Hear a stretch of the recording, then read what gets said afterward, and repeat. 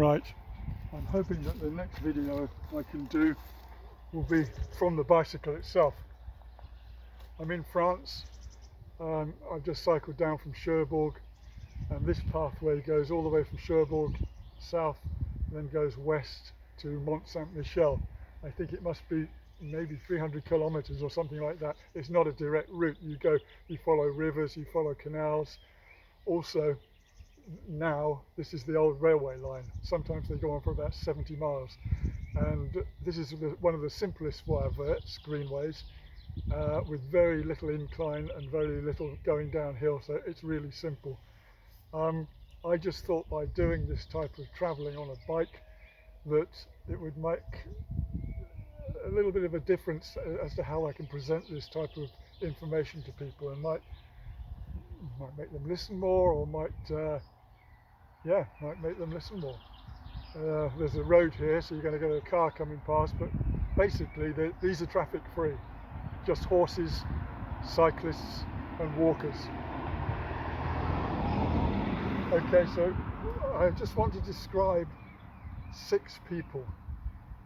I was looking at the unidentified bodies within the Devon and Cornwall area, and of those 15 bodies, 2 of them seem to have affiliations to France.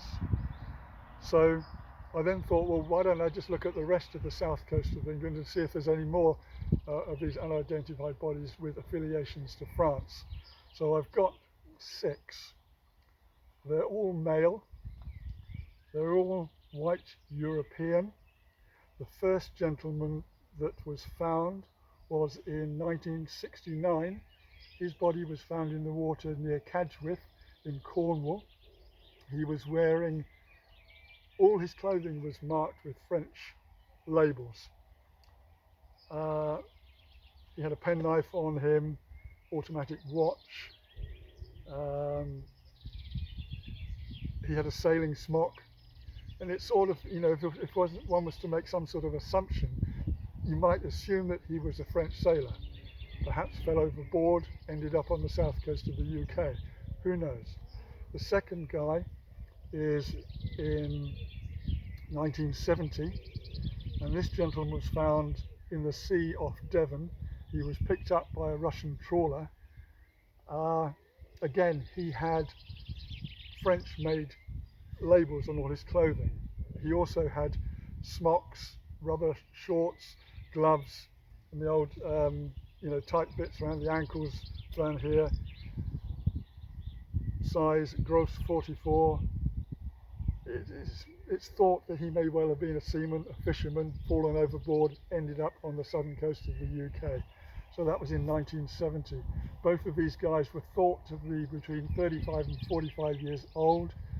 The first gentleman in the water for 3 or 4 months. The second one seems like it was relatively soon, and he had a stretch bandage around his chest, which suggested perhaps he had a recent chest injury. The other 4 are from Hampshire, Sussex, Kent. Now, 2 of these people were found in the water, and 2 of them actually were inland. The reason I'm mentioning the 2 guys inland is because although they weren't found in the sea, having gone through the details, these 2 guys spoke, apparently from witnesses who knew them somehow before they died and were found, to have French accents and spoke, French. So the 2 guys who were found in the water, the first guy was in 1984, between 30 and 55.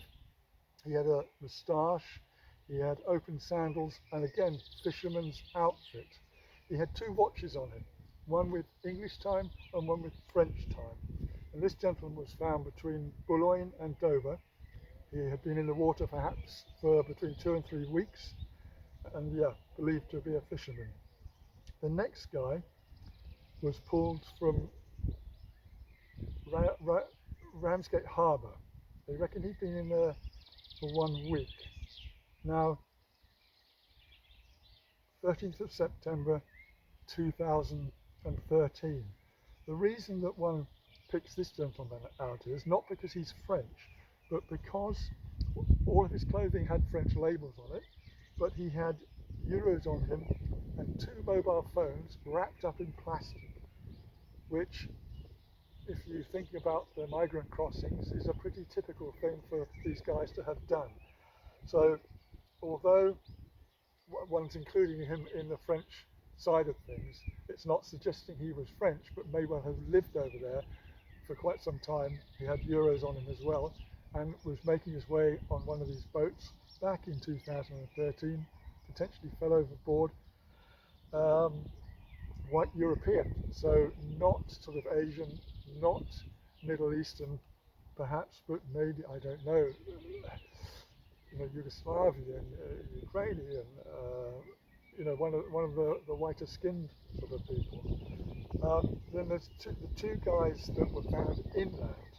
The first one was in 26th of July 1991, believed to have been between 19 and 25. There is a photo fit picture of him. This guy sadly took his own life. On the autopsy, they said one reason for him potentially being French was because of the dental work. Well, I know nothing about French dental work, but so perhaps there are different techniques that they use in France that would suggest he came from France. Normal clothing, yeah. Some witness knew about this guy, had obviously spoken to him on occasion before he had died, and said that he had a pure French accent. But odd that they didn't ask his name, but there you go. And the last guy, 1st of December 2017, another photo fit of this guy as well, believed to have between 35 and 60. Now what was it about this guy? Rough sleeper, and he claimed to somebody to have worked as a gardener for the French actress Catherine Deneuve at some point. You would think that the question has been asked to her, did you used to have a gardener? And the photo fit is a very good photo fit. So I'm going to make some inquiries to see whether she has been asked. And some of these things, just feel like you can put 2 and 2 together. The sailors, the fishermen, the French clothes, so I've already done a written post on my website. I'll give the link just below the video, but I wanted to get this out as a video rather than just the blog, because some people prefer to see what you're talking about, some people prefer to read them. So I hope that is explained well enough for you. 6 gentlemen found along the southern coast of the UK or in the Channel, 4 of them, and 2 of them inland. The 2 guys with French accents, the one with 2 mobile phones, possibly a migrant, and the other 3, 2 sailors. Is it 3 sailors? Yes, 1, 2 sailors. Damn, I've got it wrong now.